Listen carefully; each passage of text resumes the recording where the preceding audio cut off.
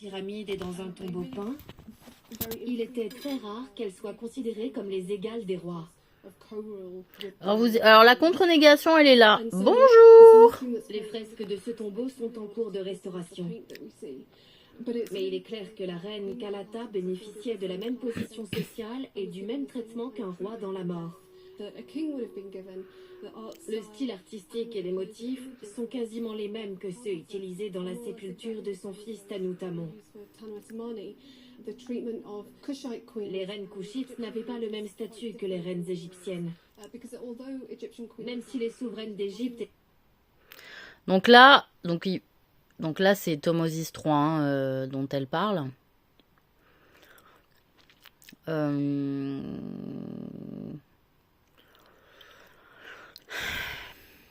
On ne sait pas de quelle reine elle parle, puisqu'il avait 2 épouses. Hein.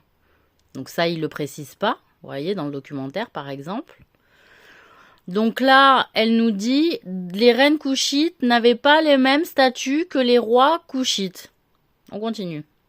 Était enterrée dans une pyramide et dans un tombeau peint, il était très rare qu'elles soient considérées comme les égales des rois. Donc ça montre la place importante qu'avaient les femmes de sang royal. Donc, il était très rare qu'elles soient considérées comme les égales des pharaons noirs couchites. Ok?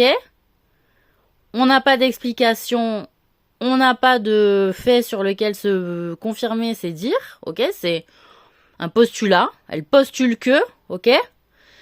Et derrière... Elle nous dit que la tombe, elle est peinte autant que celle du fils, donc a priori avec un grand respect. Donc ça veut dire autant qu'un homme, donc il n'y a pas de dissociation entre l'homme et la femme. De fait, entre une reine et un roi, de fait. Donc elle se contredit elle-même au vu qu'elle postule seulement sur la première affirmation. Et que sur la seconde, elle explique du fait que par rapport au fils, c'est pareil. Mais du fait de statut de mère. Mais si le fils c'est pareil et que c'était un roi,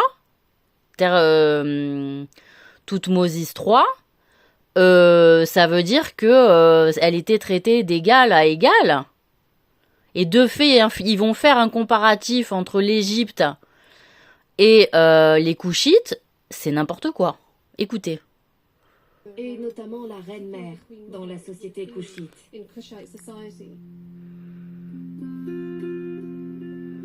Hiéroglyphes, dieux, pyramides... Ah, bah ils l'ont enlevé. On va refaire. Non, mais parce que ils s'amusent, hein. À distance, vous croyez quoi? Sa tombe, tout aussi impressionnante que celle de son fils, illustre une caractéristique propre à la culture couchite. Le statut équivalent entre rois et reines. Voilà. Les fresques de ce tombeau sont en cours de restauration. Mais il est clair que la reine Kalata bénéficiait de la même position sociale et du même traitement qu'un roi dans la mort. Le style artistique et les motifs sont quasiment les mêmes que ceux utilisés dans la sépulture de son fils Tanutamon. Pourtant, la voix, elle dit autre chose. Les reines couchites n'avaient pas le même statut que les reines que c'était pas que dans la mort. Elle dit que c'est que dans la mort. Même si les souveraines d'Égypte étaient enterrées dans une pyramide et dans un tombeau peint, il était très rare qu'elles soient considérées comme les égales des rois. Les reines d'Égypte. Donc on parle de Couchite et d'un coup elle nous parle d'Égypte. Vous avez suivi le bordel? Vous me suivez ou pas là? Bon. Donc on parle du Couchite ou de l'Égypte, mademoiselle?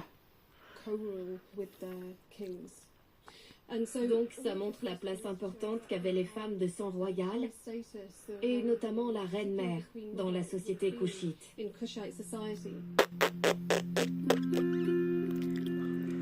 Parce que bon, les tombeaux, pareil pour la reine. Alors après, voilà, elle nous précise pas dans l'Égypte comment elles étaient traitées. On comprend pas. Hein, voilà. Hiéroglyphes, dieux, pyramides et temples. Rien d'étonnant à ce que George Reisner ait cru que les pharaons couchites de la 25e dynastie avaient simplement copié leurs prestigieux voisins. Mais il s'avère que la réalité est tout autre. On remercie la voix off, hein.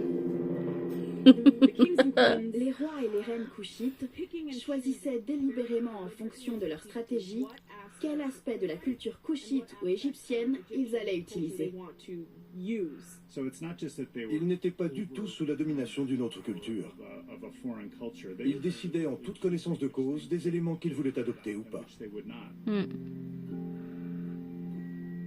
Si les pyramides sont un emprunt à la culture égyptienne, on voit également des pratiques funéraires typiquement couchites et absolument pas égyptiennes.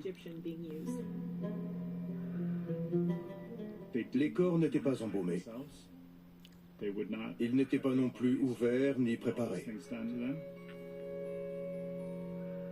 Les défunts étaient enterrés sur un lit mortuaire, ce qui était une pratique typique de la région. Malgré leur tombe en forme de pyramide, L'emmaillotage, hein, on les parle. pharaons noirs d'Égypte demeuraient profondément couchites jusque dans la mort.